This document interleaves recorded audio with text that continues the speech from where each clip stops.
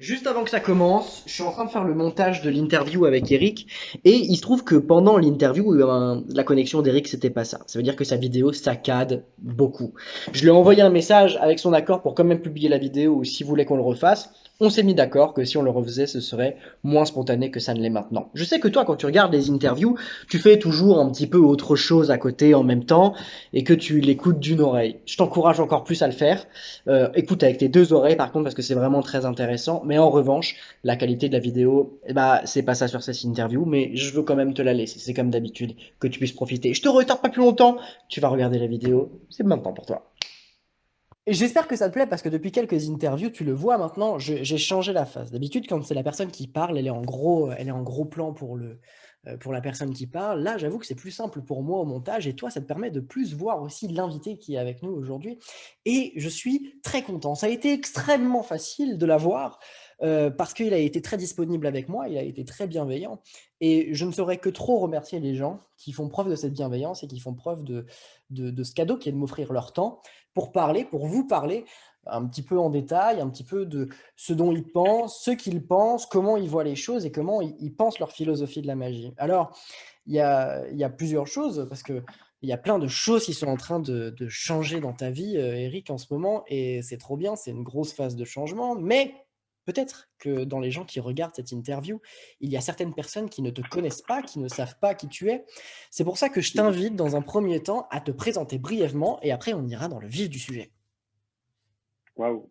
C'est toujours délicat de se présenter comme ça parce qu'on se dit finalement comment on se définit, euh, est-ce qu'on rentre dans une case ou pas? Alors moi je m'appelle Éric Leblond, je me considère comme un saltimbanque, euh, un artiste avant tout avant d'être un magicien et peut-être un divertisseur dans tous les sens du terme. Il y a une première chose qui m'interpelle dans ce que tu dis, c'est que tu te qualifies d'abord en tant qu'artiste et ensuite en tant que magicien. Est-ce que tu considères pas la magie comme un art, du coup? C'est ça ce que ça veut dire? Ah non, pas du tout, au contraire, je la place peut-être pas loin du sommet. Je trouve qu'il y en a d'autres qui l'ont dit avant moi, mais qu'elle a réuni tellement d'art, que ce soit, on peut allier la musique, on peut allier euh, le théâtre, enfin bon, bref, voilà, je trouve que ça exploite en fait tous les arts que nous connaissons. Non, quand je dis ça, c'est que en fait, la magie pour moi, ça a été une excuse. Mais depuis que je suis tout petit, l'idée c'était de monter sur une chaise ou une table et faire l'imbécile. Hmm.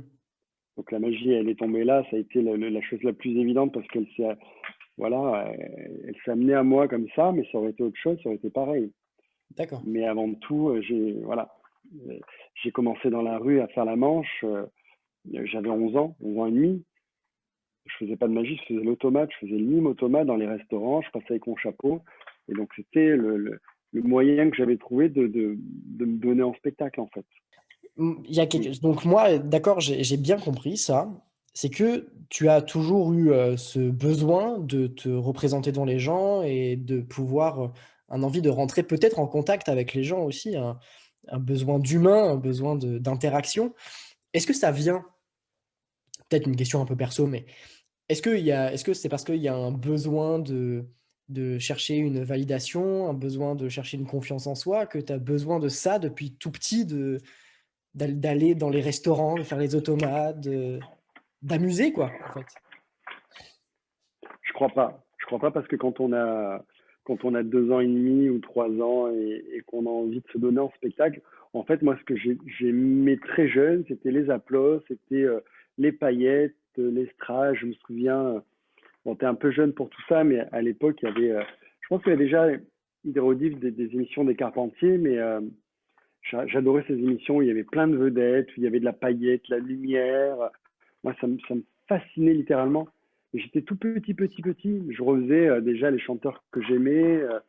Et puis, euh, et puis quand j'entendais déjà les rires de mes tatis, de mes tontons, de mes cousins, c'était jubilatoire déjà.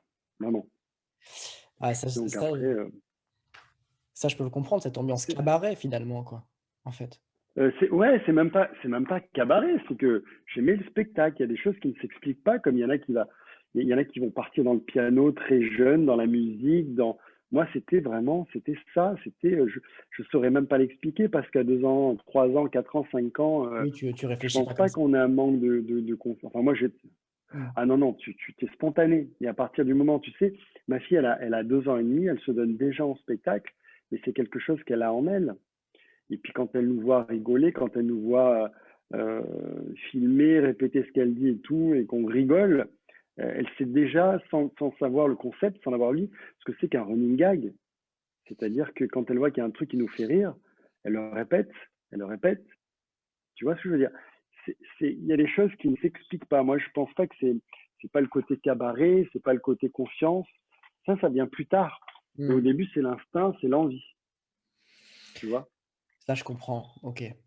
Et du coup, j'ai vu ta magie, j'ai regardé des passages de toi dans différentes émissions, dans différentes vidéos que tu peux faire. Et tu es drôle, Eric. Tu es drôle. Et Tu dis ça, ta tu magie se dis veut ça. drôle. Mais c'est parce qu'en fait, je dis ça comme ça parce que je vois le personnage. Parce que dire, tu es pas aussi exubérant là comme tu es que tu l'es sur scène, et c'est normal, évidemment. Euh, mais je vois le personnage qui se construit quand tu es sur scène, qui est là, qui s'affirme, et qui du coup veut être drôle. Et pas nécessairement faire de la magie drôle, mais vouloir faire rire les gens aussi. J'ai l'impression que le rire a une part énorme, en fait. Ouais, mais depuis longtemps. Depuis très très très longtemps. Alors, après les émissions où je faisais du close-up, que ce soit sur France 3 ou sur Azure TV, c'est très récent, enfin, que commencé la télévision il y a 6 ans, gentiment, région, avec Azure TV qui m'a donné ma chance, Eric Charret. Mais j'ai appris sur le tas en fait. Mais j'avais déjà la scène qui était là. Maintenant, la télé, c'est encore un autre métier. Mais ce goût de faire rire, oui, c'est clair que c'est super important. Pour moi, ça va de soi. Alors évidemment, après, on peut discuter à quel moment, pourquoi, et pas venir sur un climax. Enfin, évidemment, à tout ça, après, il faut maîtriser, il faut faire attention. Et est-ce qu'il faut faire attention aussi que l'un ne prenne pas le pas sur l'autre, etc. Il y a plein de notions à intégrer et à apprendre, hein, parce que moi, je me considère autant débutant et juvénile qu'il y a encore 20 ans. Parce qu'on apprend tout le temps dans ce métier. Mais voilà, c'est vraiment le plaisir après, sur scène, le spectacle vivant, c'est encore autre chose. J'ai encore un autre dynamisme, j'ai encore. Mais c'est ça. Moi, ce que j'aime, c'est le rire, le rythme, que ça aille dans le sens du public, de l'énergie. Voilà, c'est ce qui me plaît vraiment. Après, je peux plus ou moins bien le faire, être plus ou moins efficace, mais en tout cas, c'est le chemin que je me suis un peu donné. On a un point commun, toi et moi, et tu le sais peut-être pas. C'est que moi, il y a 4 ans, j'ai commencé à faire une émission que je faisais tous les mois, une fois, qui s'appelle Ensemble c'est mieux en Alsace. Ah oui, Et je crois que j'ai été un des premiers magiciens chroniqueurs sur, ah ouais, d'accord. sur cette émission-là, si ce n'est le premier. Et j'ai vu en cherchant Éric Leblond sur YouTube que tu étais allé sur Ensemble c'est mieux. Alors, c'est rigolo parce que c'est un plateau qui Mm. se fait quotidiennement, c'est une ambiance, c'est une espèce de petite famille. C'est pas comme si c'était une émission qui se faisait une fois par mois, une fois tous les 2 mois. Et tu disais justement que l'exercice de la télé était extrêmement différent. Et je suis tout à fait d'accord, c'est carrément un autre métier, la télé. Ça pose des contraintes et ça Mm. pose des choses. Comment est-ce que toi, tu abordes un plateau télé? Comment est-ce que tu choisis ton tour? Comment est-ce que tu te prépares pour y aller et qu'est-ce que tu fais? Alors, j'ai fait beaucoup de conneries les premiers temps. Beaucoup de conneries parce que j'avais pas toutes les notions. J'avais lu Jarel Lerpoul qui avait des notes de conférence enfin, très intéressantes sur le sujet de la télévision, la magie de la télévision. Mais bon, il faut savoir que, comme dans tout, ça s'apprend. C'est un vrai métier, la magie à la télévision. C'est d'autres codes. sont pas les codes, on va dire, qu'on connaît dans les spectacles vivants, parce on a des caméras qui sont axées plus ou moins correctement. Les réalisateurs savent plus ou moins filmer la magie parce que c'est pas évident. Donc en fait, l'idée c'est de se servir plutôt que d'être dirigé. Comment te dire? Il faut pas être dépendant des caméras, il faut s'en servir. Et pour apprendre à s'en servir, il faut avoir une confiance qui, je pense, acquiert avec l'expérience. Il n'y a pas d'autre solution. Comprendre un peu le mécanisme. Et tu cites l'émission Ensemble, c'est mieux. Nous, dans le Sud, et je pense que c'est partout pareil, c'est que des caméras automatisées. D'accord? Et Il qui n'y ne avait sont pas de pas faites caméra du tout pour épaule, les quoi. magiciens. Non. Non, non. Ou de temps en temps, vraiment, mais c'est que de l'automatique. Donc à partir de là, déjà c'est encore un autre système. Nous, on travaille souvent, on va dire, avec un support tapis. Il y a des effets qui sont sur le tapis qui sont magnifiques en télévision qu'on ne peut pas faire. Donc moi, j'avais pris le parti de faire des effets, on va dire, un peu interactifs, pas forcément privilégier l'impact, mais c'était d'apporter de la bonne humeur sur le plateau, du divertissement, une petite bluette comme ça, une petite, comment on dit, une petite paillette. Alors, je sais qu'il y en a qui me diront, mais tu fais de la magie, il faut aller au bout de ça, faire des effets forts, il faut. Mais je suis pas. Moi, j'ai pas choisi ce parti-là, en fait. Donc, les effets que je choisis, enfin, avec le temps, les effets que j'ai choisis, effectivement, ça va être plutôt des effets visuels, interactifs, avec de la participation, des vannes, du rire en fait, et voilà. Mais encore une fois, ça s'apprend et c'est pas un exercice facile. Est-ce que tu as abordé le plus grand cabaret du monde de la même manière que Ensemble, c'est mieux ou pas du Non, tout? ah non, non, non, non. En fait, j'ai abordé le cabaret comme si j'étais en spectacle. Et je pense que la plupart de ceux qui l'ont fait pourront te dire la même chose que moi. J'y suis allé, mais j'étais, on va dire, j'étais tendu, enfin, le minimum pour être attentif et avoir l'adrénaline qu'il faut, mais j'étais vraiment comme à la maison. La première raison, c'est qu'on est accueilli vraiment, je veux dire, Patrick, il a été super bienveillant avec moi et si tu veux, moi je devais faire un numéro de 4 minutes et en fait, il a tout gardé et il m'a vachement donné la confiance. Parce qu'à à la fin de ma première répète, je lui ai demandé, j'ai dit, tu veux que je coupe? Non, tu coupes rien. Voilà, il y a juste une vanne qui m'a demandé, il savait pas trop d'enlever, j'ai un truc sur les Roumains, il m'a dit, j'ai encore mon recevoir du courrier, ta vanne, franchement, elle est trop bonne. Fais-la, fais-la à tous mes techniciens, voilà, ils étaient morts de rire, et ils m'ont dit, tiens, putain, je sais pas si on l'a fait, on verra ce soir, je te dirai. Donc voilà, c'est la seule chose j'ai une vanne qui m'a demandé d'enlever. Sinon, il a passé les 7 minutes ou les 8 minutes, je sais plus, sans couper. Donc, je trouvais ça top. Donc, je te dis, on est super bien accueillis. Et puis, on voit pas les caméras. Donc, en OK. fait, pour lui, c'est, tu vois, là, tu joues, tu es comme sur scène. Ça doit être étrange, Donc, c'est hein, génial. c'est vrai, de se dire que tu es sur un plateau télé, mais tu vois pas les caméras. Maintenant, tu les vois pas. En fait, tu vois le public. Tu es sur une scène avec un public. Bon, alors, pas la première répète, hein, parce que tu fais 3 passages. Une première répète où tu fais ton numéro. C'était le plus stressant devant Patrick et quelques personnes dans la salle pour voir un petit peu que le réalisateur puisse voir les caméras, nanana. Donc, ils connaissent les numéros par cœur. Moi, ils connaissaient mes vannes. Euh, c'est même étonnant qu'il ait pris le temps comme ça c'est fou, quoi. Mmh. Un mec à ce niveau-là, enfin bref, c'était vraiment un grand pro, quoi. Et en première répète devant Patrick, c'est là où, à la fin de mon numéro, comme, en fait, le Patrick, on connaît, quoi. Il s'est levé. Putain, c'est génial. Oh, putain, c'est génial. Ah, c'est génial. Il est monté sur le plateau, il m'a pris dans les bras comme ça. Putain, c'est génial. C'est quoi? Je vais te dire un truc. C'est pas la cloque sans la marionnette. Et en fait, putain, qu'à un moment, je me dis, tiens, qu'est-ce qui m'arrive, quoi? Qu'est-ce qui m'arrive? Je dis merci et tout, ça me fait vraiment plaisir. Et, et il m'a dit un truc, je ne vais pas le dire à la. Bon, enfin bref, il m'a sorti une connerie. Et voilà, donc en fait, il m'a mis en confiance tout de suite, quoi. Et je devais faire, d'ailleurs, Dany nous l'a rappelé il n'y a pas longtemps, là, quand on a fait notre Zoom à 3, je devais faire d'autres émissions. Et en fait, l'émission s'est arrêtée 3-4 trucs après, quoi. Voilà. Il y a un détail dans ce que tu as dit qui, moi, qui m'interpelle, c'est que ben, il t'a pas censuré du tout. Et de toute façon, il n'y avait pas Non, forcément de raison de te censurer. Enfin, il a juste enlevé non, une juste vanne, une vanne. quoi. Il y a juste une vanne. Juste Ouais, une c'est vanne. ça. Est-ce que toi, dans ton travail, il y a certains moments où tu te censures, où tu te dis non, ça va pas le faire. Ah ouais, ouais, ouais, ouais. Et alors La question raconte, est comment ça se intéressante passe là? parce que, ouais. La question est intéressante parce que, en fait, depuis, ça va faire 3 ans maintenant. J'enlève un an avec le Covid et tout, mais ça fait 3 ans qu'on a ouvert, pas loin de Nice, ça compte, un dîner-spectacle, vraiment magnifique.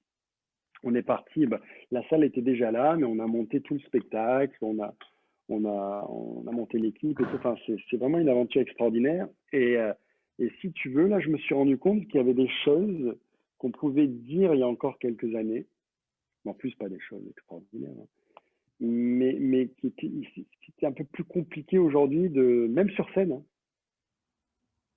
de pas être confronté comme ça à quelques personnes qui puissent écrire euh, un peu sur les réseaux, tu vois, ou sur TripAdvisor, parce qu'on faisait partie des trucs, ou sur Google.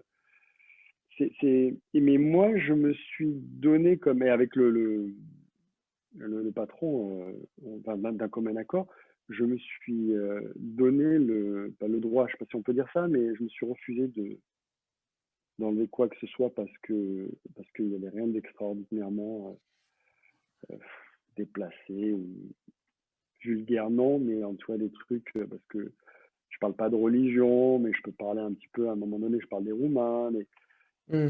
Ah, c'est pas méchant, mais c'est j'en devenu vois, roumain, mais je suis, hein. ouais, ouais, ouais. Oui, parce que si tu veux, il y a des gens qui peuvent se sentir entre guillemets blessés, parce qu'en plus, sur les Roumains, si tu veux, il y a les Roumains, il y a les Roms, d'accord? Souvent, on fait l'amalgame. Je sais que moi, même au des spectacles, il y a des Roumains qui bossent et qui ont, comment te dire, qui n'ont pas de problème avec ça. Parce que c'est de l'humour, ils le comprennent très bien. Mais c'est souvent des gens de l'extérieur qui peuvent se dire, mais quand Hmm. même, la communauté roumaine, voilà, et qui prennent, en fait, qui se prennent le droit de. Mais moi, j'ai décidé vraiment de rien changer parce qu'il n'y a pas de méchanceté. Et puis surtout, déjà, j'ai beaucoup d'autodérision sur moi. À partir du moment où tu te moques de toi, je Hmm. pense que tu peux te moquer des autres. Voilà. Donc j'ai jamais rien enlevé, ni édulcoré, ni écoute, s'il y a 90 ou 95% des gens qui sont pas offusqués, je vais pas m'occuper des 5% qui font un peu ça voilà, parce qu'ils se sentent à un moment donné l'étiquette ou le droit de. Non, ça m'intéresse pas trop, ça, sincèrement. Parce que c'est vrai que, enfin, si jamais tu t'étais vraiment censuré ou quoi, bah, ça aurait peut-être voulu dire que toi, tu pensais que une certaine forme d'humour pouvait faire que la magie n'était plus accessible à tout le monde, quoi. Que l'art se refermait de manière générale si on cherchait à ne Ouais. plus offenser, à devenir bien démago, bien tout lisse, bien tout rond. Moi, c'est pas possible. Encore une fois, je te dis, j'ai pas un humour super décalé au sens où je m'attaque aux religions. J'ai pas tout ça, donc en plus, tu vois, j'ai pas de raisonnement ferme. Il y a toujours des gens comme ça. Et puis, effectivement, moi, j'ai fait ce métier pour être libre, libre, libre. Ça sous-entend la liberté de parole, de penser, d'agir, de faire, dans le respect de, voilà, de l'autre. Mais sur scène, moi, je suis quelqu'un de bienveillant. Je me marre avec les gens et puis on se tape dans la main et voilà. Et j'ai jamais eu de problème. Donc non, il y a pas de raison. Il n'y a pas de raison. On vit une époque où c'est plus compliqué parce que maintenant tout le monde se prend pour Zorro à défendre la veuve, l'orphelin et encore, enfin voilà, c'est très compliqué. C'est Hmm. compliqué. Tout le monde a la parole aujourd'hui. Et c'est bien que tout le monde l'ait d'ailleurs. Mais il faut faire la part des choses. Ouais, faut essayer ouais, il faut être un peu lucide quand même sur ce qui se passe. On ne fait pas non Hmm. plus. Il n'y a pas de. Voilà, donc il faut faire ce métier en gardant cette liberté-là. Le jour où on l'a plus, où on rentre dans le moule. Moi, j'ai jamais voulu être dans le moule. Mais tu vois, ça ne veut pas dire que je l'ai bien fait ou mal fait. J'ai jamais voulu être dans le moule. Par moments, je l'ai été. Je me suis pas senti bien parce que j'étais comme les autres. Alors, c'est pas orgueilleux ni prétentieux, c'est pas quelque chose de, comment te dire, en tout cas de conscient, mais j'avais envie d'autre chose, de plus, de me découvrir moi, d'essayer de m'émanciper, de plein de choses. Et pour ça, il faut savoir faire des choix, il faut savoir des fois prendre des décisions qui vont, on va dire, laisser en marge, mais sans le vouloir, c'est des dommages collatéraux, tu vois, des petits effets papillons Hmm. qui se font. Et des fois, moi, pour mon plus grand malheur, parce que moi, j'ai perdu des potes dans la magie qui sont revenus, sont partis, parce que c'est très compliqué, les relations humaines. En fait, je dévie un peu du sujet, hein, parce qu'on parlait un peu de s'auto-censurer, mais ça fait partie aussi du caractère, parce que quand tu es dans un moule, tu t'auto-censures Hmm. pour pas vexer l'un, pour être bien avec l'autre, pour essayer de pas être mis trop, de pas trop tirer la couverture à toi, parce que tu vois, et tu le vois, tu fais du close-up. Moi, je le dis souvent, j'ai pas un grand plaisir, mis à part de boire des coups et de m'éclater avec d'autres magiciens, j'ai pas un grand plaisir à faire de la magie avec d'autres magiciens. Hmm. Parce que j'ai l'impression que tu te tires la bourre en permanence. Et que si toi, t'es pas dans ce processus-là, il y en a toujours un ou deux qui le sont. Donc en fait, j'aime pas rentrer dans ces. T'as l'impression qu'il y a un Je décalage qui se laisse la place. Ouais, et souvent je laisse la place en fait. Je vais même comment te dire, me faire tout petit parce que je me dis, j'ai pas envie d'entrer en compétition. Les compétitions, j'aime ça, j'en ai fait, j'en ferai encore, mais on sait pourquoi on y va. Mais après, et après non. Après, après ça sert à rien parce que c'est l'ego d'artiste et c'est pas, je trouve pas ça super. Bah, moi, je suis à peu près du même point de vue que toi. C'est-à-dire que, bon, moi, les concours, j'en ai jamais fait. Ça ne, Oui. ça ne m'intéresse, ça m'intéresse d'y aller, ça ne m'intéresse pas d'en faire en tant que candidat. Parce que je me suis Tu sais toujours. pourquoi j'en ai fait des concours? Vas-y, Ouais, je te coupe. t'inquiète. Excuse-moi parce que il y a toujours aussi des discussions par rapport au concours. Pourquoi on fait ça? Est-ce que parce que tu es champion de France, ça veut dire que tu es le meilleur? Non, c'est très bien que Miss France, c'est pas la plus belle femme de France, d'accord? Elle fait partie des filles qui ont été sélectionnées, etc. Mais à côté de ça, il y a des femmes qui sont magnifiques, qui sont peut-être 10 fois, 20 fois plus belles qu'elles, entre guillemets, hein, pour parler de critères physiques.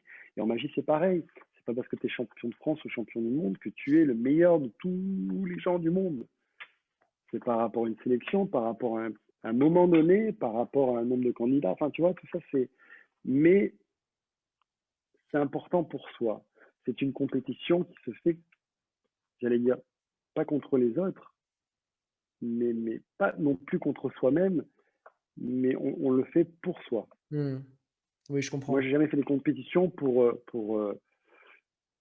être meilleur que les autres. Oui, effectivement, il faut être meilleur que les autres, mais c'est toujours se challenger et aller dépasser le plafond de verre, essayer de se dépasser, en fait, c'est ça. Et surtout, jamais s'occuper des autres. Moi, j'ai toujours fait les concours en me concentrant sur mon travail. Vraiment, vraiment sur mon travail.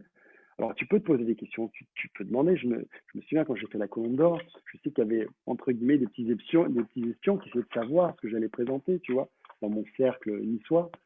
Je trouvais ça d'ailleurs assez pathétique, parce que moi, je m'occupais pas du tout de ce que faisaient les autres. Hmm. Et c'est important, parce que tu te déconcentres. Il y a toujours meilleur et il y a toujours moins bon. Alors, dans la vie, c'est comme ça. Un jour, tu gagnes, un jour, tu perds. Ça fait partie du. Mais c'est ça qui est intéressant. Moi, j'ai fait ça, par contre, pour me prouver des choses. Je ne savais pas où je me situais. J'avais besoin de savoir quel niveau j'avais, comment, voilà, et puis aussi être un peu reconnu par mes pairs. Le concours, ça a été aussi le moyen de rencontrer les gens que j'admirais. Parce que s'ils venaient te voir après ta prestation en disant, mais mon petit, c'est bien ce que tu as fait, les mecs que tu voyais sur les vidéocassettes, les DVD, tu lisais, moi j'ai toujours recherché ça, quoi, tu vois. Hmm. Bah, dans ce que tu as dit, tu dis évidemment, il faut toujours chercher à être. Enfin, quand tu parles des concours et tout, tu sais, il faut toujours chercher à être le meilleur. Moi, ça me vient en tête là. Est-ce que c'est vraiment utile? Parce qu'après, évidemment, je veux dire, c'est bien beau de gagner des concours, mais si c'est notre taf, il faut en vivre. Est-ce que est-ce que ça vaut le coup d'être le meilleur si on est déjà différent? Je sais que en parlant avec certains magiciens, je pense à Laurent Beretta qui m'a dit ça, Dan Leclerc qui m'a dit ça aussi. Ils m'ont dit que eux, par exemple, n'avaient jamais senti le poids de la concurrence, parce que, ben, en fait, ils avaient fait un petit peu leur chemin de leur côté sur un sentier qui avait pas trop été emprunté et du coup, ça avait largement fait son chemin, sans forcément C'est vrai. chercher le meilleur. Oui, oui, c'est vrai, mais ils ont pas tort. Mais après, c'est une question personnelle aussi, tu vois. Ils n'ont pas tort. Chacun a sa petite vérité. Bien sûr. Moi, j'ai fait ça aussi pour me différencier aussi parce que j'étais déjà un peu dans le business, si j'ose dire, et j'aimais pas qu'on vende du magicien comme on vendait une baguette de pain, comme on vend une baguette de pain, entre guillemets. Donc en fait, l'idée, c'était de montrer qu'on avait des diplômes, tu vois, Oui, bien sûr. de faire des choses, voilà, pour pouvoir vendre ta prestation différemment. Parce que quand tu as un titre de champion de France, d'Europe, euh, pour pour le boulot, c'est cool. Parce que entre, tu vois, c'est comme pour le cabaret. Le fait que j'ai fait Totalement. l'émission comme plein d'autres, ils te diront la même chose. C'est qu'avec deux devis de magicien, s'il y en a un qui est passé chez Sébastien, tu vois ce que je veux dire? Bien S'il n'a sûr. pas des prix Ah, outranciers, ça, c'est certain. C'est voilà. Et c'est pour ça qu'il y a un choix à faire. Je ne sais pas si tu hum, vois qui c'est, Marc Obi, Marc Bittard, non, qui est un il a magicien. un très très très joli nom, ce monsieur. Il est en équipe de France, close-up actuellement. Ouais, ouais, C'est ouais. c'est un très bon ami à moi, magicien, qui lui a un style complètement perché, mais absolument dingue et génial. Il est dans l'improvisation tout le temps. Et, et lui, donc, il a décidé de faire l'équipe de France. Et c'est vrai que il me dit, ben, c'est aussi un argument derrière pour quand je vais voir un client. Moi, je dis oui, tu vois, moi, je comprends tout à fait ça. Moi, j'ai pris l'autre chemin. En fait, je me sers aussi de cette chaîne YouTube, hein, Bien sûr, mais évidemment. on parle concrètement de cette chaîne YouTube, d'avoir fait de la magie à des célébrités, de pouvoir le dire, de pouvoir le mettre, d'avoir Bien fait de la sûr. télé, d'avoir fait tout ça. Et c'est vrai qu'il faut à un moment donné des arguments marketing pour, et de branding pour convaincre un client de te prendre toi plutôt qu'un autre, c'est Oui, clair. oui. Voilà. Alors moi, ça a été la cerise sur le gâteau. C'est-à-dire que c'était pas mon premier but, mais ça a été, on va dire, le petit plus Pereglioni. Tu vois ce que je veux dire? C'est le petit plus qui faisait que j'étais content parce que les concours, je les ai fait donc déjà pour me savoir à quel niveau je pouvais me situer, même si c'est très relatif et tout, j'avais besoin de ça. Ça me permettait de travailler des choses que je n'avais jamais travaillé. Tu vois, mon premier concours, c'était un concours de pièces, alors que moi, j'étais cartomane. J'ai commencé à étudier la magie des pièces, la magie de Karl Cloutier, et, euh, et au bout d'un moment, j'ai commencé à trouver des choses, des techniques. Mmh. J'avais 22 ans. Je me suis dit, ce serait sympa de les présenter à la communauté magique pour voir ce qu'ils en pensent et tout. Parce que j'avais le sentiment qu'il y avait quelque chose. Et puis en plus, j'avais cette spontanéité, parce que quand tu découvres quelque chose, c'est un peu d'inconscience aussi. Tu vois, tu fais les choses. C'est comme toi, tes super interviews. C'est pas, oui, il faut un peu d'inconscience en me disant, mais on y va, on fonce, et puis on verra bien. Je vais me donner les moyens, et puis si ça plaît, c'est Mmh. génial. Si ça plaît pas, ben, on fera autre chose, ou on se remettra en question. Moi, voilà, j'étais dans ce tempérament-là d'aller à la pêche un peu à savoir ce qu'en pensaient les autres. Donc ça, c'était vraiment mon premier argument de concours avant le business, parce que moi, j'ai jamais été un businessman, hein, au grand malheur d'Étienne Pradier, parce que on est vraiment, c'est mon frérot, quoi. Et lui bossait comme un fou furieux, et moi, je bossais moins parce que je suis dans le sud et parce que je pense beaucoup à moi et à ma liberté. Et à chaque fois qu'on se croisait, je dis, tiens, tu devrais freiner un peu parce que là, vraiment, tu bosses beaucoup trop. Et lui me dit, Eric, tu dois bouger un peu le cul, là, parce que quand même, tu bosses pas beaucoup. Donc, tu vois, voilà. En fait, business, non. Après, j'avais besoin de me prouver des choses parce que j'étais comme, on en a parlé un peu en off, je suis issu de l'école de Jean-Pierre. Alors, je l'ai déjà expliqué, hein. Il n'a jamais voulu que je sois son élève, comme d'autres, hein. Je pense à Guy Pardios aussi. Il dit que c'est son maître, et moi aussi, quelque part, je trouve que ça a été une personne importante dans ma vie, de magicien, mais on n'a jamais eu de cours direct. Tu vois, c'était plus l'échange et nos rapports humains, on va dire.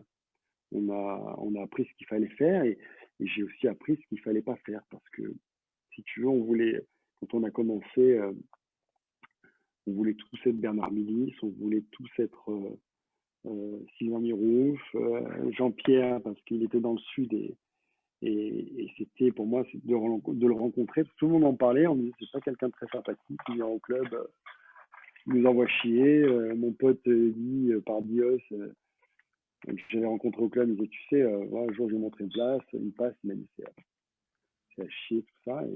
Et en fait, moi ça m'a donné envie de le rencontrer. On me dit mais c'est qui ce bonhomme là qui envoie chier tout le monde? Voilà. Et puis, tu sais, j'avais envie de me rapprocher de lui. C'est pour ça qu'il faut être un peu inconscient.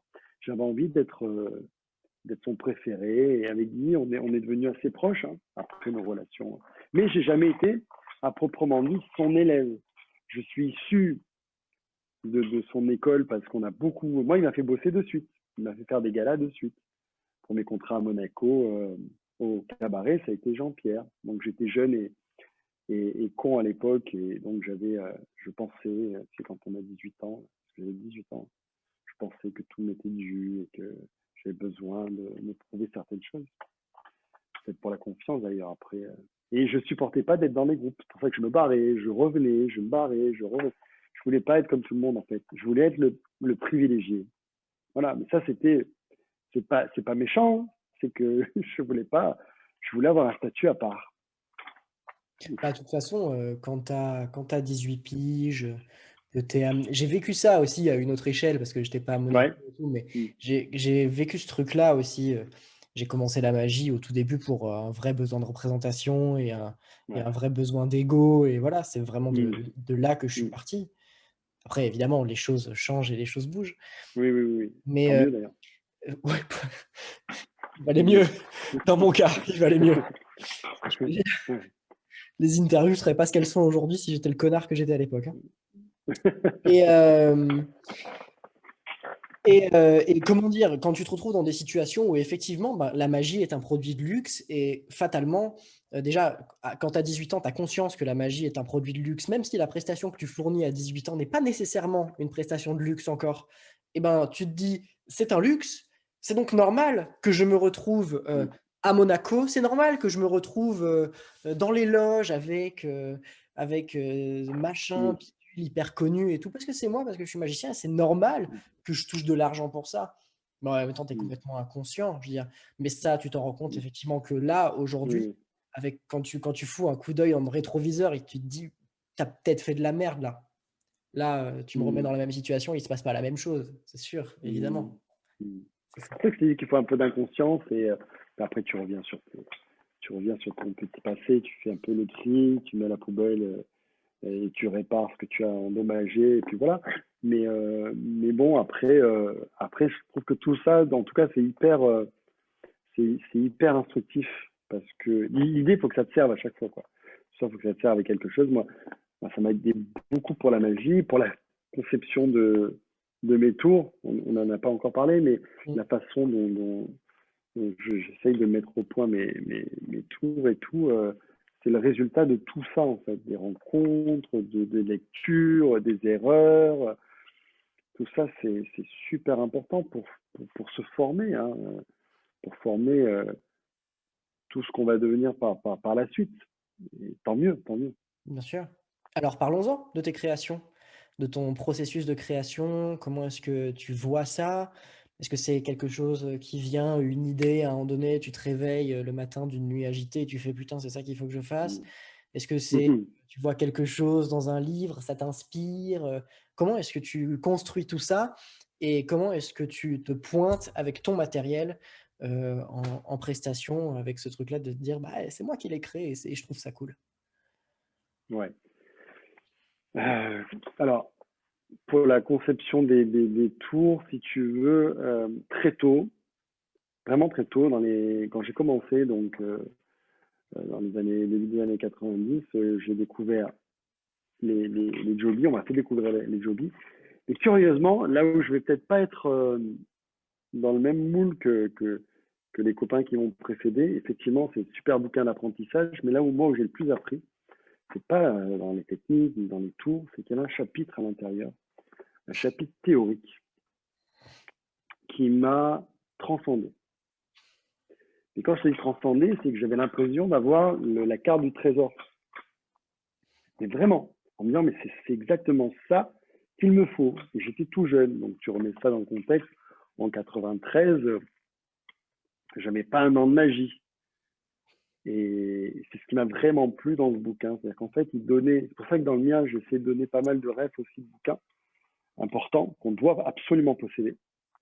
Parce que lui, Roberto, que j'ai rencontré après par la suite, donnait dans ce chapitre de théorie, à la fin de chaque chapitre de ce gros chapitre, des références de bouquins sur la communication, sur le, comment te dire, sur le, la gestion du stress, sur Pas la nécessairement mise relié en à la magie, scène. quoi. Non, non. Et moi qui lisais pas du tout à l'époque, je peux te dire que j'ai essayé d'acheter tous les bouquins qu'il conseillait. Tous, tous, tous. Dont un bouquin, en fait, qui a un titre péjoratif qui s'appelle toujours d'ailleurs Comment se faire des amis. Alors le titre est très accrocheur, mais en fait ça représente pas du tout ce qu'il y a dans le bouquin, même si c'est la finalité, le but. C'est comment avoir de bonnes relations humaines. Ça veut pas dire que j'en ai eu de bonnes forcément par la suite, mais ça a été un bouquin que j'ai dévoré dans la journée. Bah, ça se lit très facilement en plus, comment se faire des amis. C'était génial. Je sais plus quel âge j'avais, 18-19 ans. J'ai découvert ça, mais putain, c'est génial, ce truc sur les relations humaines, qui est un grand classique. Et tout ça, bah là, c'était Joby qui conseillait d'acheter. J'ai découvert les 5 points magiques. C'était la découverte du secret. C'est les concepts qui vont faire le magicien. C'est pas les tours. Donc après, voilà, j'ai fait des tours comme tout le monde. J'ai fait des concours. Il y avait déjà ma petite, je pense, ma petite patte, mais elle n'était pas encore. Et c'est venu avec, franchement, bah, après ce que j'ai fait en télé, etc. C'est pas forcément la magie, que j'ai chorégraphiée, que j'ai écrite, on va dire. J'ai pris beaucoup de classiques qui pouvaient être un peu présentés à la télévision, donc j'ai très peu présenté de choses de personnes. Il y en a eu quelques-uns hein, qui pouvaient s'adapter, mais sinon, parce que quand je crée un tour, je pense pas forcément le faire en condition de close-up traditionnel, tu vois. Je pense pas à ça. Je pense au tour que j'ai envie de mettre au point. Après, il faudra trouver les conditions dans lesquelles le présenter. Mais avant tout, c'est je vais dans ce qui m'attire. Alors, j'ai 3 questions et je suis déjà en train d'en perdre une des 3 parce que les 3 elles sont pas du tout liées. Déjà, tu as dit c'est les concepts qui font le magicien et pas les tours. Ouais. Je veux bien qu'on aille plus en profondeur là-dessus. Ouais, avec plaisir. C'est un sujet en plus qui m'intéresse. Mais encore de plus en plus, parce que je te dis pas encore hier ce que la magie me donne. Elle me donne, c'est des cadeaux du ciel. À chaque fois que je trouve quelque chose, je me dis, mais d'où ça vient ça? D'où ça vient? Mais en fait, ça vient de tout ce que j'ai appris. Alors, bon, c'est sûr que moi, je suis quelqu'un d'assez, je dirais pas secret, mais tu vois, je suis pas quelqu'un avec les magiciens qui va montrer mon répertoire, qui va, comment te dire, j'ai toujours, comme je te disais tout à l'heure, quand je me retrouve avec des magiciens, bon, moi maintenant, parce que les gens que je rencontre sont très bienveillants, il n'y a pas de souci, mais pendant très longtemps, en fait, les cartes, moi, elles restent dans la poche parce que j'ai toujours ressenti beaucoup de compétition sur la côte, comme ailleurs, hein, tu me diras. Mais donc, je m'effaçais. Donc, je ne montrais pas. Donc, j'étais peut-être un peu froid pour certains, un peu distant, et le peu que je montrais, c'était des choses que tout le monde montrait. Donc, on ne pouvait pas forcément deviner que j'avais des choses à montrer. Je ne sais pas si tu vois ce que je veux dire, c'est un peu bizarre. Non, mais Parce qu'en fait, les choses que je trouvais, je ne les montrais pas. Je restais dans le moule, en fait. Donc, en fait, les mecs qui étaient un peu en compète, ils disaient, mais en fait, ouais, qu'est-ce qu'il a de... Ouais, il fait des trucs... parce que je voulais pas montrer, je voulais pas qu'on pique, je voulais pas donner ce que moi, j'avais mis tant de temps à mettre au point, quoi. Maintenant, encore une fois, je précise, c'est différent. Mais tout ça pour dire quoi, je sais pas. On parlait du concept, le concept fait le magicien et pas les tours. Voilà, tout à fait, tout à fait. Donc voilà, et c'est vrai que Ouais, quand je te dis c'est des cadeaux du ciel, c'est que je me demande toujours, mais d'où ça vient? Mais ça vient de ces lectures, ça vient de tout ça, tous ces concepts, parce que c'est ça qui est génial. Et j'en parlais euh, avec Édouard Boulanger, parce que j'ai trouvé une routine, une simple routine, une carte à l'étui. Alors, c'est pas celle qu'il y a dans mon bouquin, c'est une note que j'ai trouvée il y a 3 jours. Mais le concept, je l'ai jamais vu développer. Bon, après, je connais pas tout, hein. Mais on s'est appelé en visio, je disais, t'as 2 minutes, je te montre ça. Et à partir du moment où le concept que j'avais en moi me sert pour faire un effet qui va bluffer les profanes et les magiciens, que, si tu veux, moi, je pense toujours dans un coin de ma tête, c'est pas de bluffer le magicien, c'est qu'en fait, il est au fait de plein de choses. Hmm. Donc, si moi, je vais dans un autre chemin qui n'a pas forcément exploré, je risque de le bluffer. Mais comme le public n'a aucune notion, je risque de le bluffer aussi parce que on est toujours, comment te dire, dans l'optique de bluffer. Ouais. Tu vois, pas forcément avec un petit truc qui va changer parce que Darwin Ortiz en parle très bien. Souvent, on va bluffer les magiciens parce que si on fait une carte au portefeuille mais qu'on n'empalme pas la carte, on sort un peu de son carcan, de ses repères et il dit, mais attends, j'ai pas vu empalmer la carte, tu vois. Hmm. Il y a un tirage, un machin, donc tu vas l'avoir. Non, moi, je suis pas dans ce truc-là. Je suis dans le concept psychologique d'approche de mise en scène pour bluffer tout le monde. Donc, j'ai montré la routine, et putain, rien vu. Et en fait, tu vois le truc, tu comprends. Parce que rien que cette routine, elle résume, elle résume toute la magie que j'ai pu lire, tous les concepts que j'ai pu lire. Il y a tout là-dedans. Mais si tu les mets en application, mais c'est gagné. C'est gagné. Et ça me plaît, en fait. Voilà. Ça me plaît. Il y a un moment donné où, je sais pas, tu vois, par exemple, je me sens pas du tout créateur de tours, c'est pas ma qualité, Mm. je suis plutôt un interprète. Euh, et je me dis toujours, oui, il faut quand même, à un moment donné, arriver à se sentir légitime pour écrire un livre, le sortir au monde, euh, créer un tour et se dire, eh ben ça, c'est Bien un sûr, bien tour sûr. où j'estime que les gens vont dépenser de l'argent pour Ouais. acheter mon tour. Ouais. Tu vois, comment est-ce que tu as Oui. abordé cette légitimité d'abord? Bah, la question, je me la suis souvent posée, c'est pour ça que, tu vois, j'ai attendu 25 ans, entre guillemets. C'est sûr que c'est pas 25 ans que j'aurais pu écrire un livre, mais ça fait bien 15 ans que je me dis, j'ai suffisamment de choses pour les publier. Alors, j'ai publié dans Arcane, dans des revues, tout ça, mais comme j'ai toujours placé la barre très haute, mais vraiment, c'est-à-dire que toujours placé la barre peut-être des fois trop haute en me disant, tu vois, je reste fan de ceux dont j'étais fan à l'époque.